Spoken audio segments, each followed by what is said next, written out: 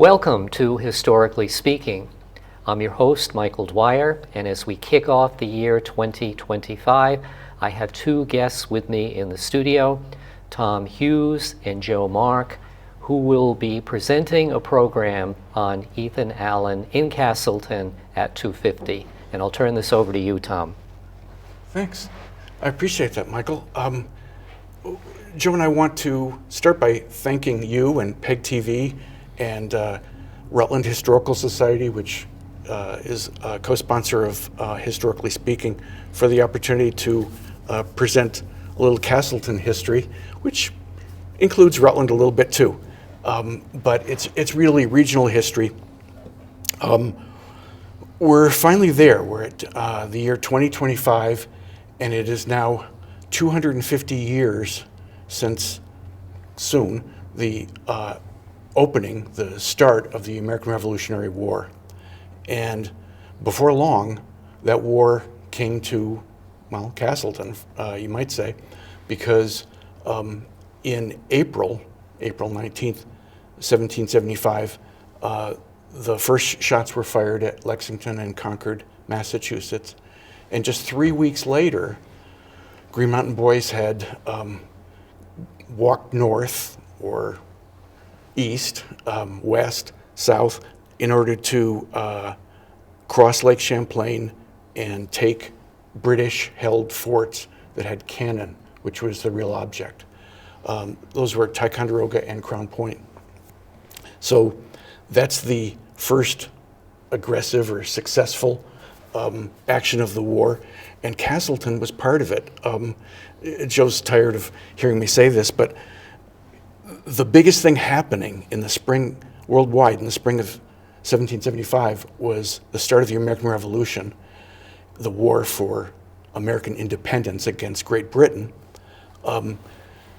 And for one day, May 8th, 9th, 1775, the center of operations was Castleton, Vermont. I'm not tired of hearing you say that, by the way, Tom. Keep it up. Okay. So I love Joe's got on his Green Mountain Boys flag hat today, and we're getting into the spirit of this 250th anniversary. So we want to put Castleton, back into the story, because what happened just hours later, the successful taking of the fort and liberation of all those cannon, and then even more cannon the next day at Crown Point, also on Lake Champlain. Cannon that would be useful to relieve the British blockade of the port of Boston.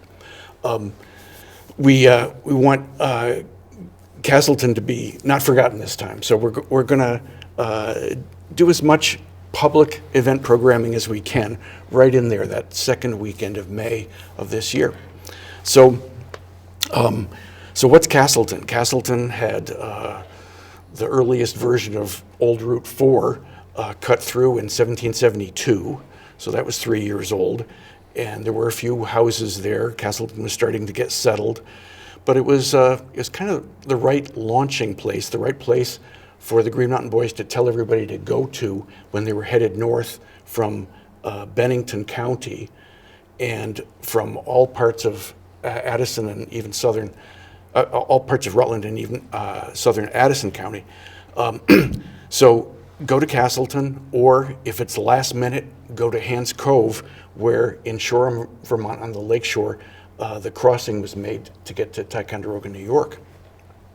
So we have a big story to tell. The Castleton community was just getting started, but it is bigger than that. The image we're looking at now is a map that shows Castleton pretty close to the dead center there, and then these blue and green and red lines from leading from Castleton in various directions. So the one in the middle of the map runs east-west from Castleton to Skenesboro. That's the town name back in 1775 for what's now Whitehall, New York. Well, the British major, Philip Skene, ran that town, all the operations, and he had to be neutralized because this was going to be a sneak attack. Basically, there's no way that you could win an attack on a fort that had lots of cannon with just a bunch of guys with muskets. So they needed to use the fact that the British did not yet know that the war had begun. And so they couldn't waste any time getting this operation going. So they wanted the fleet that Philip Skene had at Whitehall, they wanted that brought north in order to make the lake crossing. Then in the sort of northwest part of this map, there's a green line that shows the more or less direct route from Castleton to Hans Cove and Shoreham, where most of the Green Mountain Boys had gathered at Castleton, including Ethan Allen and later Benedict Arnold. We'll get to that. Yes, we'll get to went to Hans Cove. And then the big red line there is quite a story. There was a Major Beach who was sent by Ethan Allen on this amazing route. I don't think they necessarily knew yet what Paul Revere had done 3 weeks earlier on a horse, and Paul wasn't alone. But this feat was lesser known, but really just as impressive. Major Beach wasn't calling out the British are coming. He was instead going from Castleton to Rutland, Pittsford, Brandon, Salisbury, Middlebury, Whiting, Shoreham. He was going on that huge route, about 60 miles, in a single day to alert the militiamen, the Green Mountain Boys, to meet at Hans Cove, and to, on their way there, tell more guys that, as they pass through different towns, to also meet at Hans Cove, so that before dawn, the next day, they could actually cross the lake and take the fort. Yeah, he didn't have Henry Wadsworth Longfellow to immortalize him like Paul Revere did. But he did have Julia Dorr. Okay. She wrote The Armorer's Errand about that.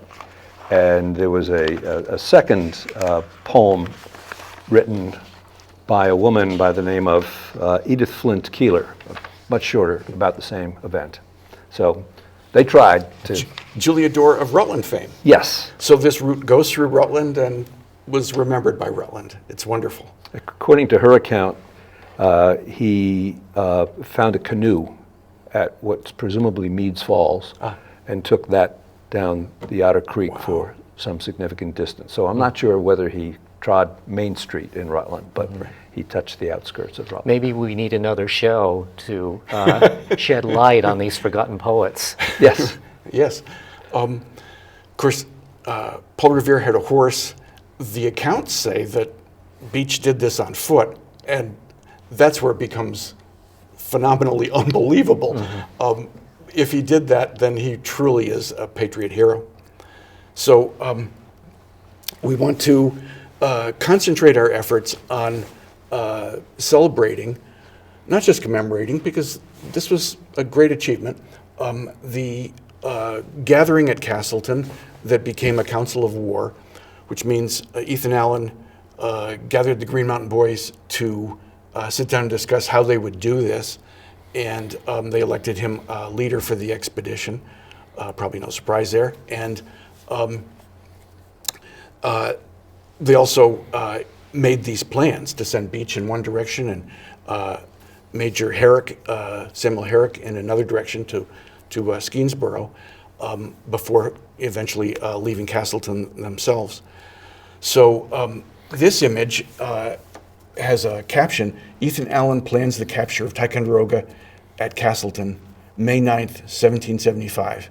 So the Ticonderoga-Dixon Pencil Company in the 1930s or 40s, when this was done, was acknowledging that Castleton was really part of the story just hours before everybody was at Ticonderoga. And this is somebody's image of what one of these Council of Wars might look like, with Ethan Allen pointing to a map. And one of the challenges they had was they had to stop boat traffic on the lake just for a few hours, because some passing boat might stop and talk to somebody and mention that the war had started, and the British would be on alert, and then it would become kind of impossible. So this image now is Whitehall, New York, in 1770, so just 5 years before, or at least an artist's concept of what that looked like. So it was a town that was prospering and growing, developing, because it was right at the southern end of Lake Champlain. It was a key location. Before we go to that, is the historical sign that you see in Whitehall birthplace of the U.S. Navy, is that accurate? Yeah, there are 3 places in the United States that claim to be the birthplace of the United States Navy. Whitehall has as good a claim to that as anybody, and I'm a local guy, so I agree that Whitehall is the birthplace of the United States Navy. The United States Army actually has its 250th anniversary this year as well, I think in June maybe. So here's one slide of the corner of Smith Street and, as the sign says there, Hands Cove Road in Shoreham. Where this sign is planted, you're less than a mile from the crossing. That lake crossing had to be where it was simply because it's not far from Ticonderoga, but it's out of sight from the fort. It's kind of around a bend on the lake. And of course, the day after Ticonderoga, the 100 guys that didn't get to cross the lake and take Ticonderoga, under later Colonel Seth Warner, they took Crown Point. They did it the following day, May 11th, because it was rainy and black powder won't fire in the rain. So that was a cinch, taking Crown Point. There were no more than about a dozen soldiers there, and yet there was the largest stash of cannon. There were 111 artillery pieces that were inventoried. That's the first thing they did when second thing they did after getting to the rum was inventory, because what they were after was not the forts themselves, but the cannon. And everybody knows that story too of Henry Knox hauling cannon, really, the oxen hauling the cannon all the way to Boston just months later. Were the cannon placed there during the 7 Years' War or prior Absolutely. to that? Yes, definitely. Yep. So these 2 forts on Lake Champlain had become, frankly, sort of obsolete, because the colonies were British, and these were British forts, and Canada, too, to the north, was also British after that war. So where's the enemy for these forts? British, thank you for taking care of these cannons. If you're not going to be using them, we have a use for them. And here's a little follow-up announcement from the point of view of Connecticut troops. And a broadside, actually.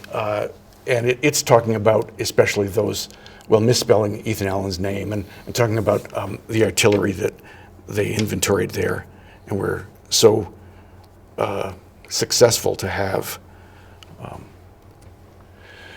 So, 150 years later, here's 1925 on the screen.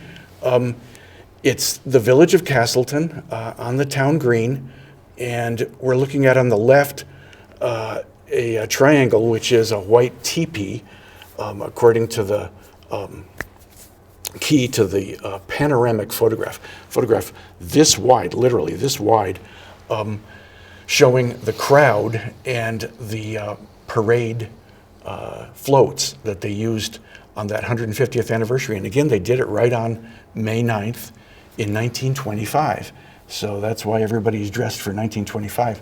Now, near the upper right-hand corner, There are a couple of windows in a log cabin. And in between, in the doorway of the cabin, you see a fellow with a tall fur hat. And so that was the settlers' cabin float. And there were a few others. So it was taken very, very seriously with a parade and then speakers on May 9th, 1925.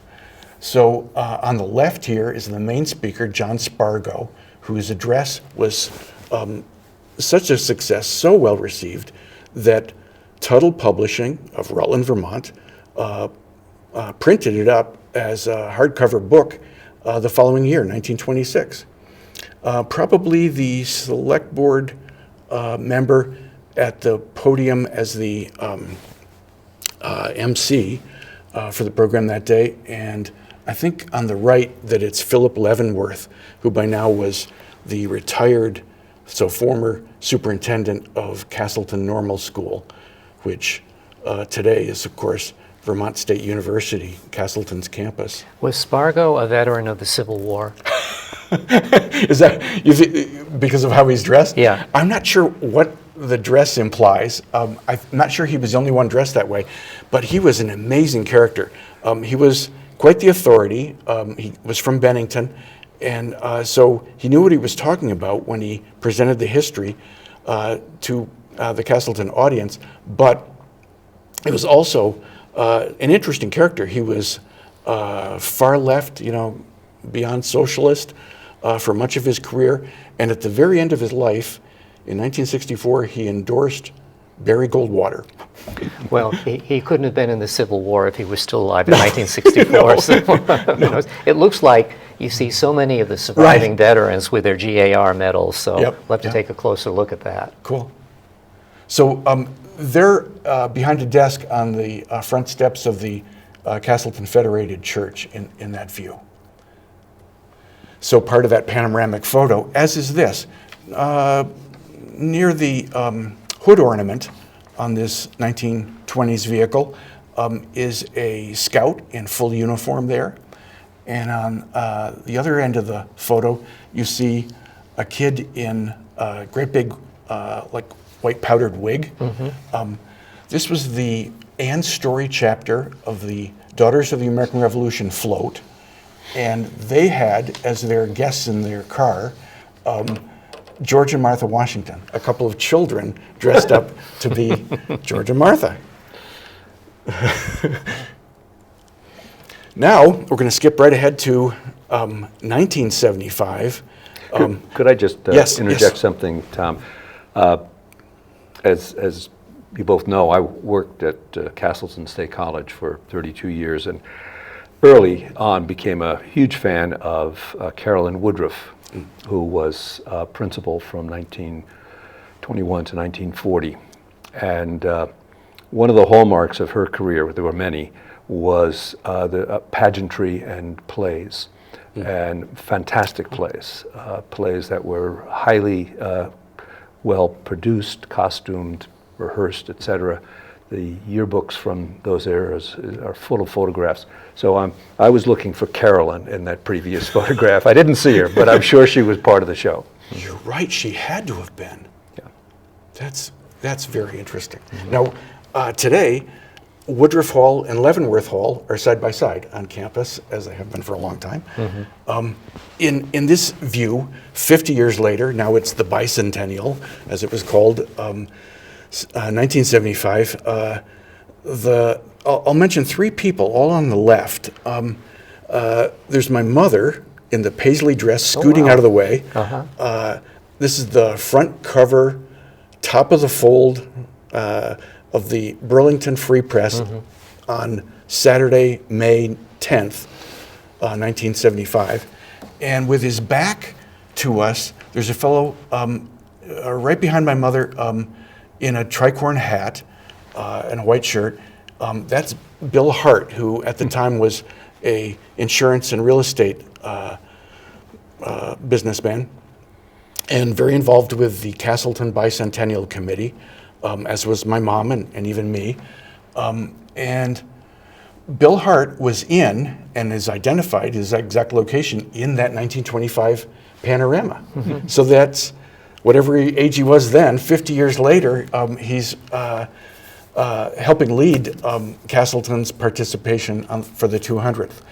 And there in Bare Legs, we've got Mike Canty living in Proctor now.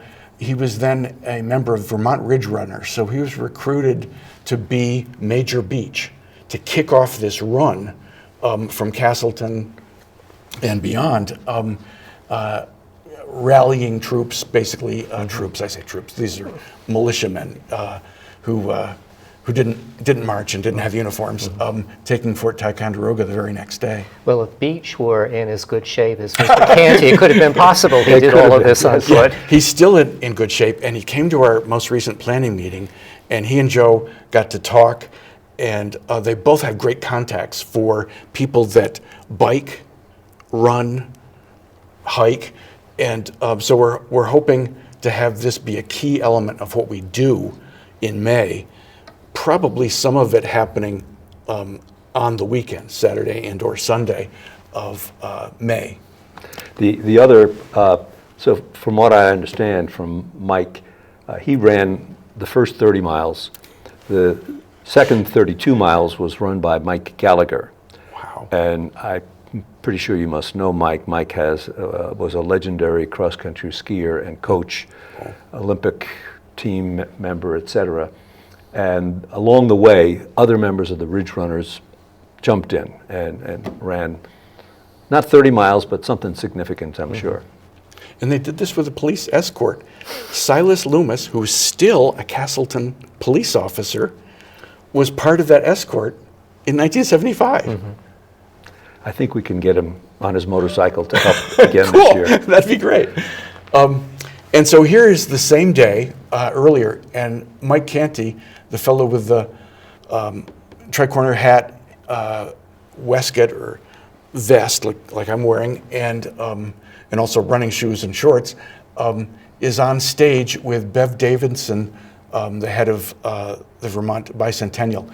And that little stage is sticking out from the Vermont Bicentennial bandwagon. In fact, behind their heads up there, it says, courtesy of Ethan Allen Incorporated. So the furniture company realized that they should be co-sponsors. I knew Mrs. Ethan Allen in Burlington, Margaret Day Allen. She was a member of the Mayflower Society. Oh my. And she said, I am so sick and tired of the crank calls that I get. I said, get an unlisted phone number, that'll solve your problem.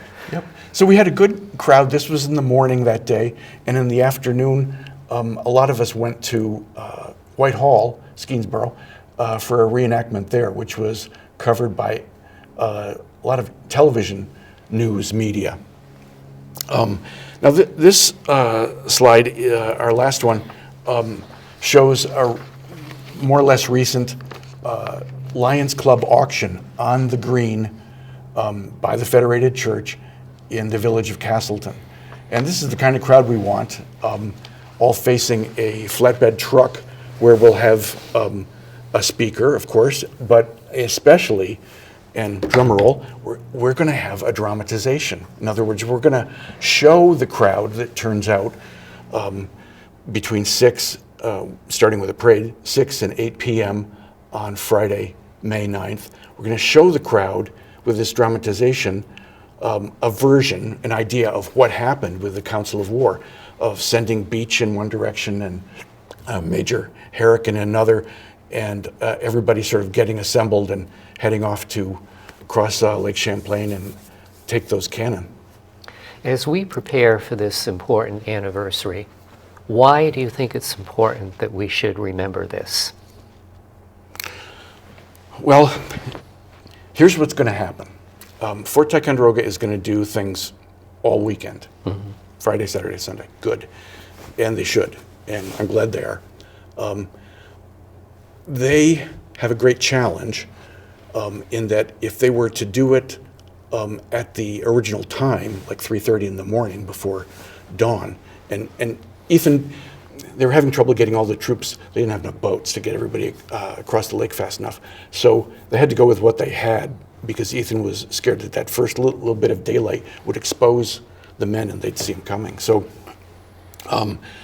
They are going to not, Ticonderoga is not going to, and they've tried this earlier years, they're not going to have a big public lake crossing at 3:30 in the morning because you can't see it, and if you light it, it wouldn't be authentic looking anyway. So instead, around 9 p.m., they'll have a reenactment of the seizure of the fort inside the fort. So people will arrive in daylight, and as things are happening, you'll be losing the light. It'll start to give that sense of darkness coming.